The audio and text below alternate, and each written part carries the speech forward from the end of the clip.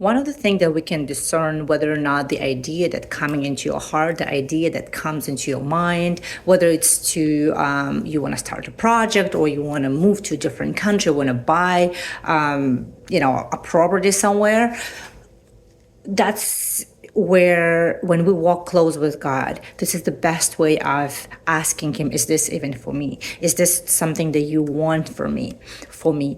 And I recently found myself, I was very excited about this idea that came into my life, and we were planning to buy this investment property on a beautiful island, and I was just so excited. We went to that island. I was so everything was just speaking to me. I was like, yes, this is exactly what God's want for me. And in my walk, I always ask God and listen for his response. And this time it was just, I've never asked. I would usually ask God about what do I need to improve in myself, but it was the first time when I asked God about this material thing, right? Like, I want to buy this, but I'm not sure if this is good for me. And I just kind of didn't get the answer right away. It wasn't like, usually if I feel it, it's just like, no, this is not for you. So I would just, close it and not going to move on with the project. But this time it was just silence. It was just nothing.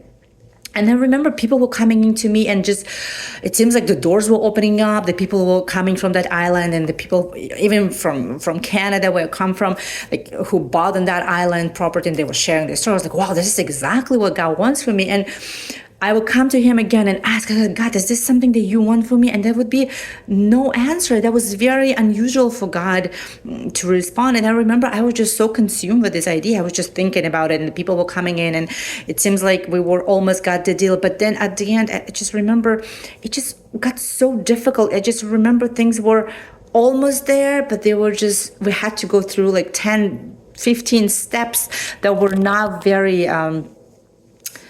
it would put us in a very bad financial situation. Let's put it that way. And my husband and I were talking about, and he said, maybe this is not the right time. But I sometimes would get so excited about these ideas. And I remember I came to God and I was like, God, please tell me if this is not what you want, I'm going to drop it. And he said it to me. I was like, what do I need to know about this situation? What do I need to know about this specific situation of me not, should I buy or not buy this property? And he said, you need discernment. He was just discernment. And I remember the next thing he said, you do it your way, I want to do it my way. And I remember the night when I said, okay, maybe this is not a good time, we're going to wait. And we put everything in a pause. And the moment in my mind, when I said, okay, this is not a good time, we're going to put it on a pause, it was a shift. Suddenly, I heard his voice again, and he said, come with me. And in my mind, obviously, he said, come with me. And I just closed my eyes, and I just see him in the boat, and me and him on the boat sitting together. And he just smiles at me.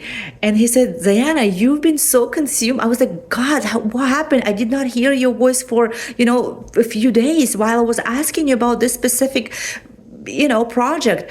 And he just smiles, and he said, you were so consumed with this idea of buying this property. I was like, yeah, I'm so excited. I want that property. It seems like a good idea for the income. It might free up my time.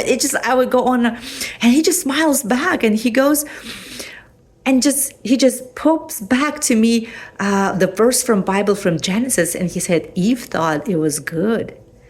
I was like, what? He goes, Eve thought, look at the fruit, and she said it was good. It was pleasant to the eye. It was good. It was tempting. It was exciting. And in that moment, I was like, wow, I was the Eve. And that moment when I was so consumed with this idea of buying this property, just like Eve, I ate that idea. I ate that fruit. I went and I shared with my husband. My husband was so, hyped up on this idea. He was, let's go for it.